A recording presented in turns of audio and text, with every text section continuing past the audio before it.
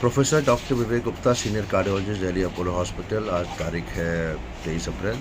गर्मियाँ बढ़ रही हैं एंड ब्लड प्रेशर और डायबिटीज़ के कॉम्बिनेशन वाले पेशेंट्स काफ़ी ज़्यादा होते हैं, जिनको ज़रूरी नहीं कि हार्ट की प्रॉब्लम हो। There are lot of patients who have got diabetes and high blood pressure both, and not necessarily they have coronary artery disease or heart disease.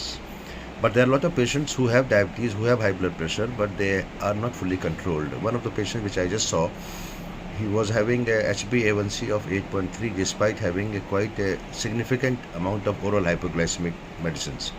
एक पेशेंट मैंने देखा जिसमें HbA1c लेवल, जो कि एक मापदंड होता है डायबिटीज़ कंट्रोल का, उसका काफ़ी बढ़ा हुआ है और डिस्पाइट वो दवा रेगुलर खा रहे हैं।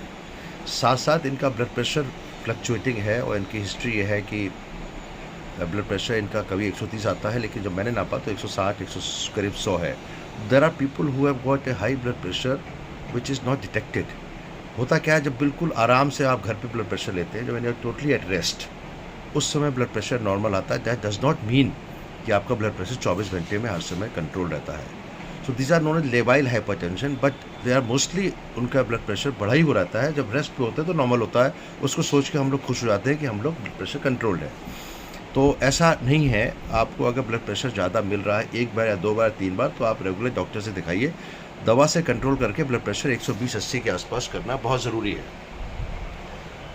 सेकेंड बात ये आती है कि डायबिटीज़ कंट्रोल के लिए क्या दवाइयाँ हमको मॉडिफाई करनी चाहिए। येस, अगर वो दवाइयाँ, if the medicine which are you are already taking is not controlling the HbA1c less than 6.5 or 7, then of course you have to increase the medicine under the supervision of diabetes. Coming to the third point, that is whether you have heart disease or not, क्योंकि diabetes high blood pressure combination के patient में you have a high chances of blockages in the coronary arteries. Normal incidence of coronary artery disease in general in India is about 12%, और अगर diabetes high blood pressure है तो बढ़ के करीब 20% हो जाता है। तो ऐसे पेशेंट्स को पहले से डिटेक्ट करना, anybody who is in 45-43 age, जिसकी 40 से 45 साल के बीच की उम्र है, तो उनको और जांच करानी चाहिए, जिसमें ट्रेडमिल टेस्ट, एकोकार्डियोग्राफी होता है। लेकिन मैं एक सलाह और दूंगा कि कई बार ट्रेडमिल टेस्ट नॉर्मल आता है, बिकॉज इनके पेशेंट की history, he plays lot of cricket and he does not have any chest pain. That is a good news, because अगर क्रिकेट खेलने के बाद भी if he does not have pain, that means कि blockage 70% से ऊपर नहीं है। लेकिन there are sometimes in diabetic hyper pressure that blockage less than 50% also can cause heart attack. Therefore CT coronary angio should be done.